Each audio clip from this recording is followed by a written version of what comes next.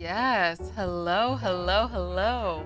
We are all Thursday. coming and walking. Look at this. News happens everywhere in this newsroom. I was going to dramatic walk. I was going to run, but then I'm like, you know what? Walt's right behind me. Ariana, I have your phone. Thank you very much. A big news day. It's been a big news 24 hours. Yesterday we had talked about on the show, and Ariana, you had read that there was going to be a press conference. Yes, at noon. exactly. And that's we thought exactly a lot what of happened. information would come out of that press conference as to exactly how they found out that it was the Golden State Killer, how they got the DNA sample. We wanted all of this information and didn't get it in that press conference. Remember, though, it's early days. They're still on He's site still a collecting suspect. evidence. But, usually when they have these press conferences with a lot of officials all at once, they came a long way. They want just a few seconds in front of the microphone to speak their case, to speak to the people in their area, say for Orange County or for some of these other spots. So it was long, short on details, but I think somewhat understandable considering that this literally broke overnight. And a large photo of him, his mug, and I think that was another thing, at least just personally speaking, that shocked me. I mean, you're looking at a 72-year-old man. This case happened in the 70s and 80s, so we've seen a lot of the sketches. Yeah, it doesn't look like the sketches. Well, he's not of that age. Would like to see a picture even when, he was that age to see if it matches up. But the fact that he was an ex-cop, this all happened again, 70s and 80s. A suspect in this case, the suspect in the East Area Rapist case, also the Golden State Killer case, 12 murders, 50 rapes. This is in 10 counties across our state, up and down our state, and he is scheduled for arraignment at 1:30 tomorrow. So that's when we're hoping to get more answers. We had Giacomo Luca out in front of the Sac County Jail, where he is currently behind bars. And so we're bringing everyone here today because we know this is just a huge talker. People have memories of this time when no one knew who this man was. Yep, this fear. This fear, you saw a lot of the fear instilled in people on social. Right, because when this picture came out, a lot of people said, wow, he just looks like the sweet grandpa from down the road. You just would never know. He was living in Roseville, leading a normal life from what we know so far. Citrus Heights. He was working in Roseville for the past 27-ish years. So, well, go ahead and chime in here because I imagine, you've been in this area a lot longer than we have. And so talk about recalling times of not necessarily reporting on this, but just times of having followed this case over the years. I spent a lot of time on this case, and there's a few others, and this was the great unsolved in the region. And not only our region, but throughout the state. So it was kind of collaborative.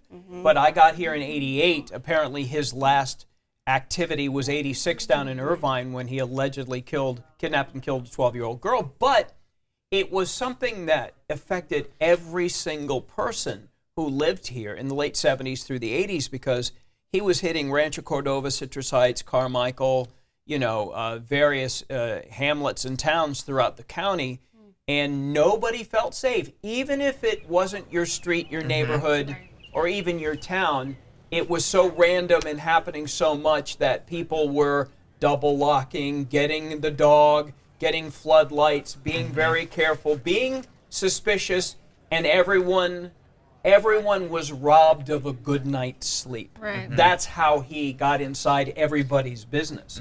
And what amazed me is how he could have been so active, yet just recently he popped up as a suspect within the last 10 days or so. And for someone who had done all this, it just shows, DNA certainly wasn't a big player back then, how far it's all come now. But I certainly want to know what he's been telling investigators now. Is he copping to things? Is he feeling some sort of a sense of relief, remorse, where he's able to go, yes, it was me, and here are some other things I did that you don't know about. Right. Here are some other people that I've harmed, and bodies that may be here or there, which families are really interested in right now, with him explaining himself. And psychologists and amateur psychiatrists are like, okay, what drove you to do this? Was it something that happened when you were a child? He was in the Navy. Was it in the Ex-cop. Navy? Was it Vietnam? Vietnam. Was it in law enforcement? What was the trigger?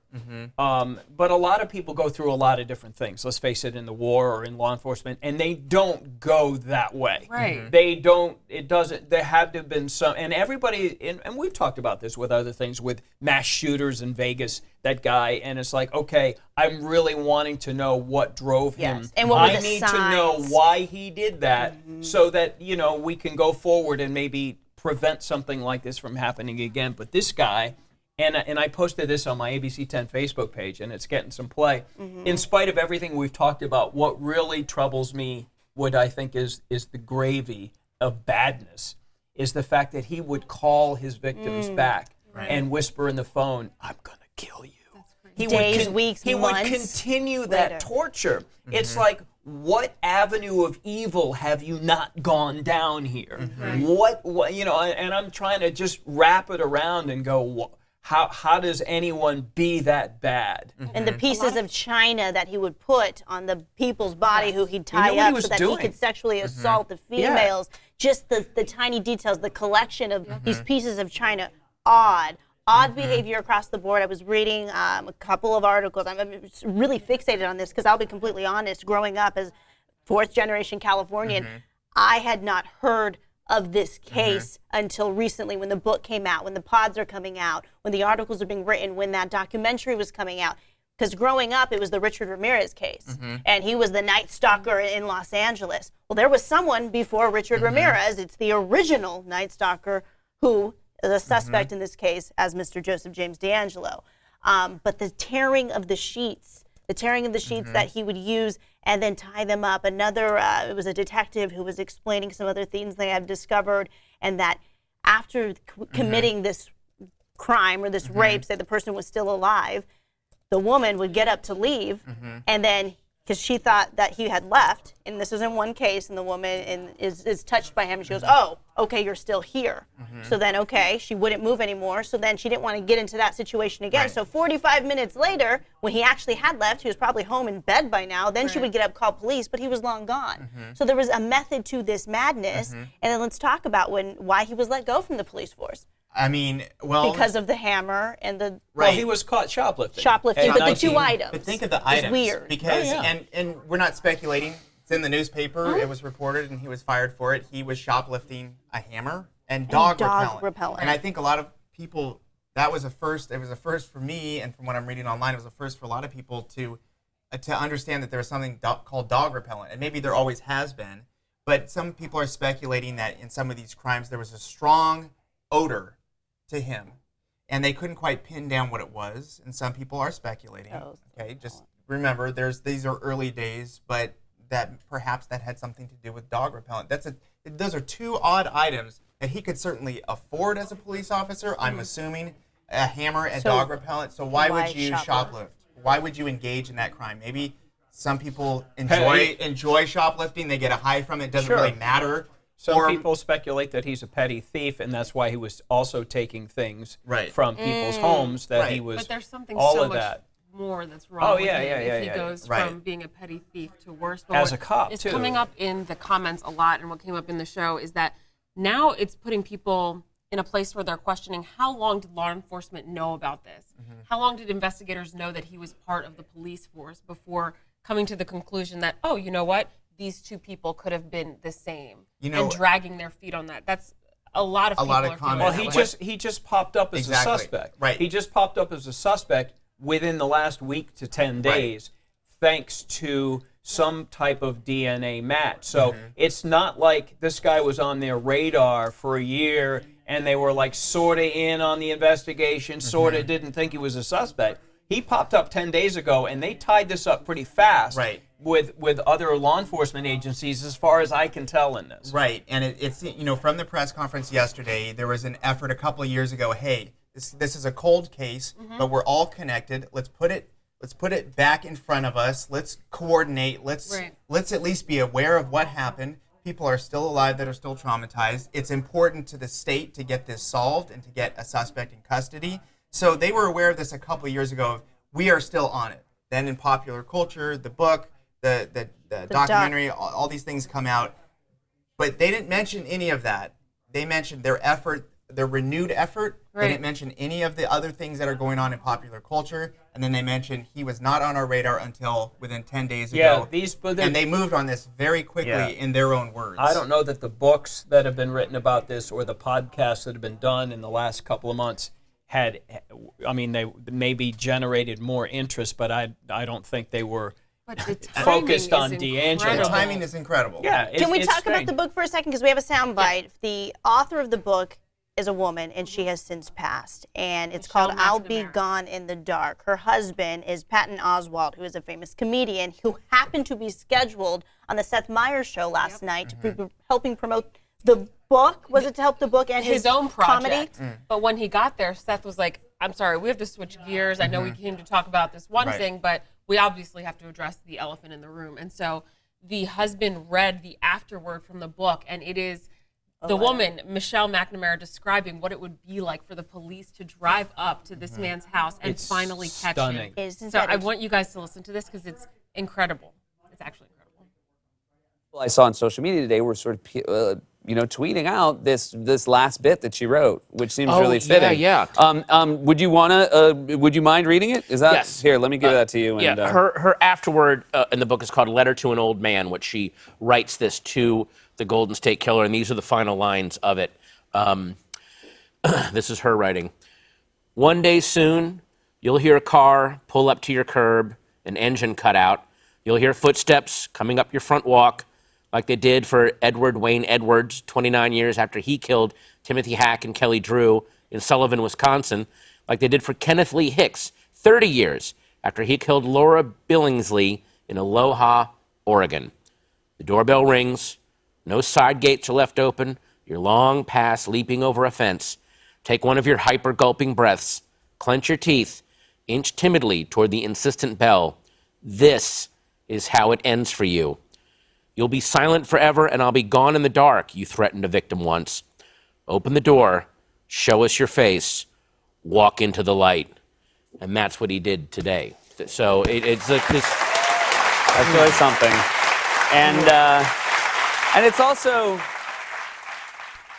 This woman had been following the case. An investigative reporter had done all this research, and if she were only alive today to have seen what happened yesterday. And something we didn't see in that part of the interview is that her husband says, you know what, for her, it wasn't about the notoriety, it wasn't about the fame that came from doing this research. It was all about making sure that the families of the victims understood that this was going to be a closed case one day. Right, and for him to be able to do that, it's very fresh. When she Well, he's passed still away, alive.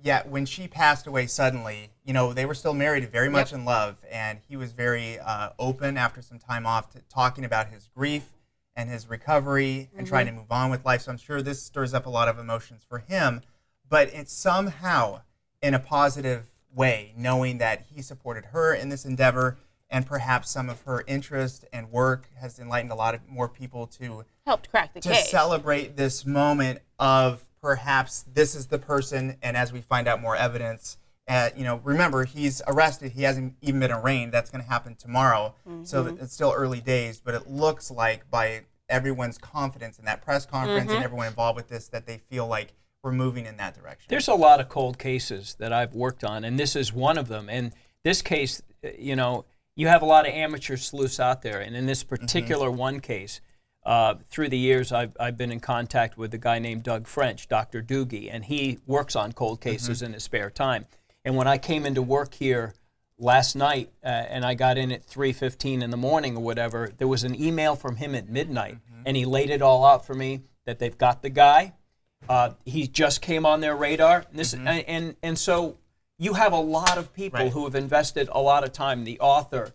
And then there's Richard Shelby, the original detective from the Sacramento Sheriff's Department, who's been on this case since 1973 and has continued to be an advisor and to try to find a solution to this even till yesterday. What was his response? He was very quick to say that he had nothing to do with the arrest and all that it all goes to either Tulare or Ventura counties, wherever the most, but his den out in Slough House, Wilton area. I've been to his house to do this story. And these are two older retired detectives who've been retired 20, 25 years. Yeah. You go into a den like you'd have in your house. There's maps, mug shots, arrows, clippings. And this is what these guys do after they're retired because they couldn't let it go. Right. What is the fascination behind this for not just people who work in law enforcement or people who've been working and trying to crack this case, but for everyday people? Why? Because it affected 100% of the viewing audience. Right. As I said, you were either assaulted, knew someone who'd been assaulted, lived in the area, or you couldn't sleep at night because you thought it might be you next. It was that universal sphere of fear. Whoa, that was pretty good. Fear. But accurate. This sphere of fear that engulfed an entire region from north of Sacramento, Stockton, all of this stuff, so that every woman and or husband at night when you'd shut the door, you were in play. You thought it could be me because he was hitting everybody. Yeah, and that's why it affected everyone. Exactly, and it was a much wider thing because it may have started off in this area. Then you've got crimes in Davis that are connected, crimes in Fremont, crimes in San Jose. And what's interesting to me is I can understand if this individual was in this area. Usually people tend to commit crimes within their area where they're familiar with the ins, the outs. They're able to surveil a little bit to sort of increase their odds of getting away with it. I highly doubt he was very familiar with San Jose. Right. Very familiar with Goleta, which is way out of anywhere. Also Ventura County back in the day, extended down to Southern California. So then you have this moment where this person, it's not who they know, it's anybody living anywhere. And they were trying to, with the victims that have been affected that they knew of, was there some sort of common thread? Did they all look a certain way? Were they all the same age? 13 to 41. You know what? These were victims from 13 years old to 41. The answer is somewhat yes, but back then police did not have the web of communication that they have now, where it would appear to be something random in SoCal, something random in Goleta, something random in San Jose. It's like, and nowadays when you have something happening in Chico, something happening in Visalia that appear to be spot on, and there's enough time that a person could get from there to there to do it,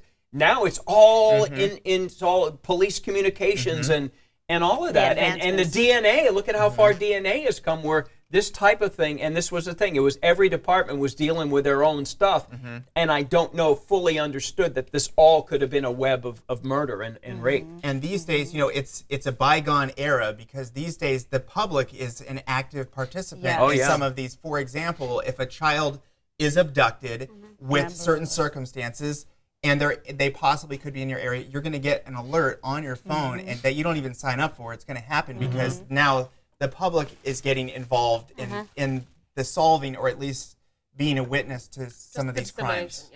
I'll tell you. I wanted to talk about go ahead. What some of the people who lived through this from our area were saying when they found out who it was and how close he was living to them. So we have Denise, who tweeted that she wants him to rot in hell, guys, and that she said because of him, she slept in fear with a gun on her nightstand every single night.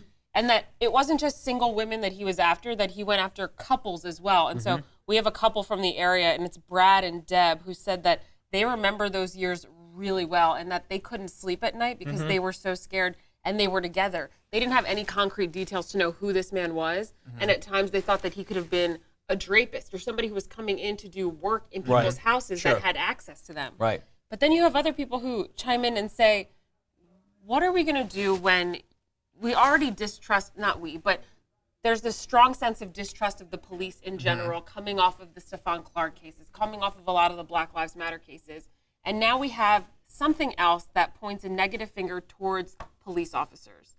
What I guess it depends who you ask, right? Because this guy was an ex-cop. He got fired by his own people. Right, that's what I want to say. He wasn't a cop for very long. But what people are saying in these comments is that everything is going against them and going against the cops. And how can we find a way to create a trust again? And maybe it's what Walt's saying, because now there's more communication between the branches.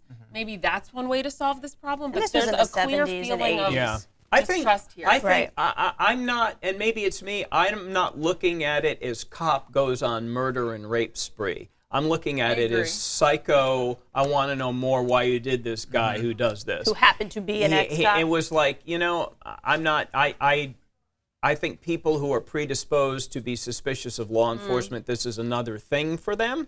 But I'm not seeing that. He was in the Navy. He was in Vietnam. Right. It's like he you was can he pick was your a lot of storyline. things. He was also a police officer for a short period of time, and then he went on to do what he was going to do anyway. So I can, there's some connection, and I can't deny that, Adian. I can't. But I'm not. If you distrust cops, that you'll be able to say, see, look at what one of them did, Yeah, it would have been one thing if they hadn't fired him, or if he wasn't Right. out of that job so quickly. Yeah. And He so was I there don't for know that 3 we can connect decades. That. Right. Exactly. He didn't raise in ranks within the police force. And then he ended up going in working in Roseville. That's Yeah. where we were talking about Roseville earlier, as a Save Mart distribution. He was in the center. warehouse. He was Oh, working. Yeah, for in 27 years. He could have been at your local CVS after work. or He before totally could have. work. And a lot of the comments that I'm seeing, people are like, wow, after everything he did, he had the ability and enjoyed a normal life after what he did. And you see and the he house? never. And Yeah. it's like now that he's 72. Okay, whatever. It doesn't change anything that he basically got away with it. He got away did with all murders. this murdering, and then from '86 he stopped to yesterday. But did he? And we don't know that answer. Allegedly. Allegedly, his he last. stopped, and allegedly it's him because he's allegedly the suspect, suspect. and allegedly he has, this is all allegedly, although there's 100%. Sue you know, Barnhart DNA. is asking a question, and she's asking, how many of these cases are past the statute of limitations? Murder does not. Murder does not. Capital murder. So he'll have to answer for that. I mean, there's no way murder charges would ever. Right, and that's why they charge him with murder. But all the burglaries, all the rapes by themselves pass the statute of limitations. However, if there was a murder with special circumstances, including a rape, then that may up the charge of just straight up first-degree murder. If you're a rape victim, I'm assuming, and it's the statute, you'd feel pretty badly that he's not going to have his day in court for what he did to you. I understand that. They do have the murder stuff that they're going to nail him on. I mean, there's a lot of people who've done some heinous things. Al Capone, for one, all the murders he committed in and around Chicago, they got him on tax evasion. It was the only thing they could get him on, and he went to San Quentin and died there for tax evasion. So, I mean, there's always a way you can, but they have murder on this guy. So You bring up a good point, though. It's the idea that somebody would literally rot in jail. This man is already older. Right. He's in his 70s. Right. And we asked the question today on Megaphone in the morning blend at the 5 and 6 hour, do you think that his crimes warrant the death penalty? And 95% of our viewers said yes, they think that it does. But what are the odds that he will ever make it there? And He then won't. how much will it cost taxpayers? It's Right. life in prison. It'll be life in prison without parole, even on the death penalty. Okay, well, Because, now we're at 62. Yeah, because California doesn't generally execute people anymore. So let's say he does maximum 12 to 15 years.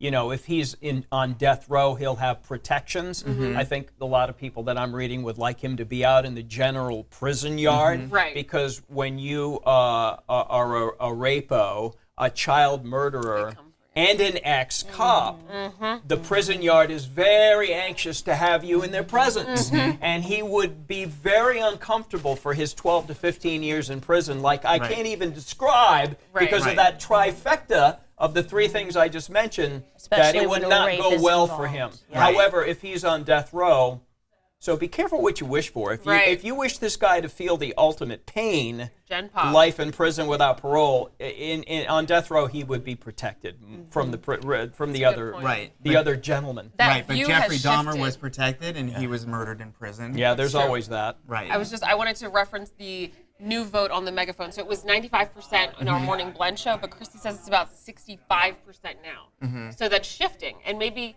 61% now. Right. I'm surprised it was that high in the 90s because a lot of people are against the death penalty, and I see this all the time. they vote no on the death penalty out of principle, no matter what the person has done. So the fact that it was that high early surprises me, because I always assume there's a block of about 30 to 40% of the people who are just against the death penalty, and that's how it's going to be. So no matter who it is or what they've done. This is more so what we're seeing right here on this. And some people would feel that the ultimate punishment is for him to sit in a small cell and think about this.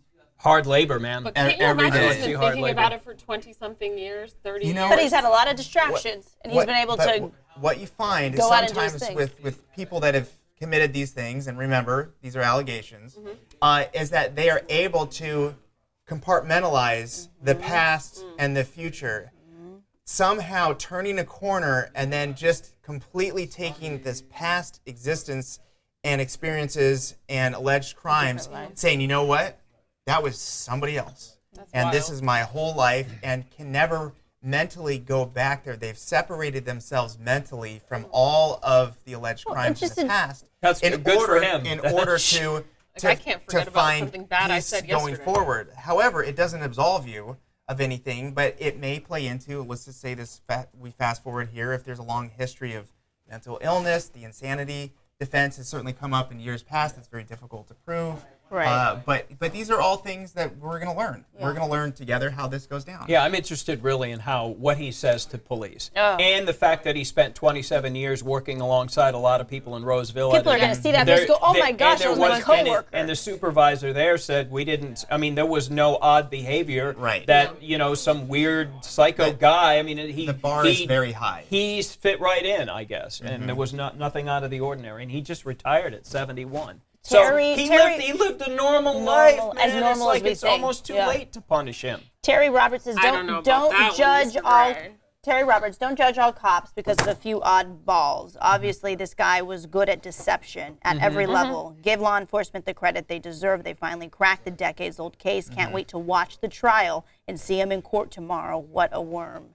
A lot of people, if there is a trial, let's say one of the conditions, he could plead out guilty in exchange for life in prison without the possibility of parole. That way he avoids the death penalty and there's no trial. I don't know that they're going to. I don't know if they're going to offer him that because I think they need to make an example of this, and I think that their case looks to be pretty locked down unless it's going to be extremely expensive with a change of venue. They can just go ahead and just roll out the evidence, and it could be relatively fast, and it would be the death penalty. If you plea bargain and plead down for a guy who's done all this, I'm not sure that sets a very good example to everybody else or the court system. Right, and it can be fast. Bracamontes was just convicted very of two cops. It was not very long ago. And can we get this last question in? So Al CG says, so if you do bad, you get protected. And this is going off what you had said on high-profile cases like this. In jail? In jail, where you said, okay, if he's at that level, he's going to get some sort of protection. What does that mean? Even the most heinous felons about Manson. have human rights assigned to them no matter what they've done. Yep. And if the warden of a prison puts this guy in the regular prison yard knowing what's going to happen to him, that violates the human right of the prisoner, even though the prisoner violated everybody else's human rights when he was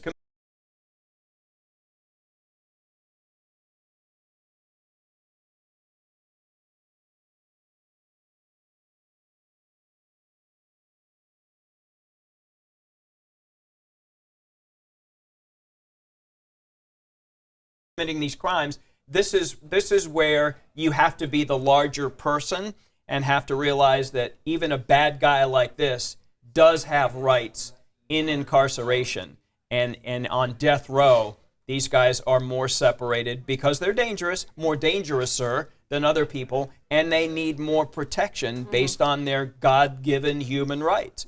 You agree or not? That's how it racks. I think people are waiting to hear from the kids and see what it was like to live with him, or even Bonnie, the ex-fiancée, or the ex-wife who's not talking to anyone. But remember, they are victims. They had nothing to do with this. And now, unless they knew about it and never ratted him out, like the ex-wife. Exactly. I was like, your husband took off a lot and you didn't suspect anything? Like every time he went to Visalia, somebody died, and you didn't put 2 and 2 together and call somebody? That's in play. You're correct. But you never know the relationship. That's a poor assumption on my part to assume that they're all victims. We don't know. But the children, I mean, come on. You grew up in that environment. Agreed. I mean, even if you knew that the fact that your responsibility now is to is that your responsibility? Is to now go to the law enforcement on something that your parent said, but you don't know, you weren't there, you don't have any evidence. I mean, that's a tough. You're asking a victim to a lot there. I'm just saying. Yeah. Even if it's for the greater good, you put them in a very tough spot. Agreed. And I see all your comments coming in. People are questioning, did he have a nice home? He had a perfectly lovely. Is there any chance we can show the It's home a one more nice time? suburban home in Citrus Heights. You It would could be never suspect Carmichael. It anything. could be Elk Grove. Well groomed, it's your the grass mowed. There it is. There it is.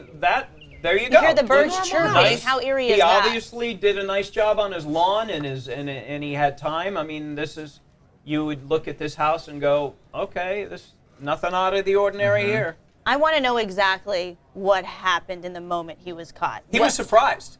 Okay. It was exactly as Patton Oswalt read, and that police whole went thing, up to the door. Do we know that? Police knocked on the door, and he opened it. And he was, according to police, surprised at being arrested. Surprised they were there. It was exactly as the author described it would go down. Eerie. Exactly. Which is crazy because she passed away 2 years ago, almost the day of when he was arrested. And just said in that, and basically painting a picture of one day you're going to get caught. But the way in which she described it and what happened yesterday is so bizarre. And again, she's looking down going, okay. Yep. Thank goodness. Well, everyone, thank you for joining us for this conversation. We'll continue to talk about it all week. We're back tomorrow at 8:15, but right now the news starts in 15 minutes at 9 o'clock on your TV screen. Tune in. Have a good day. Thanks for watching us here on the ABC 10 Information Network. If you want to see more stories just like this one, click subscribe.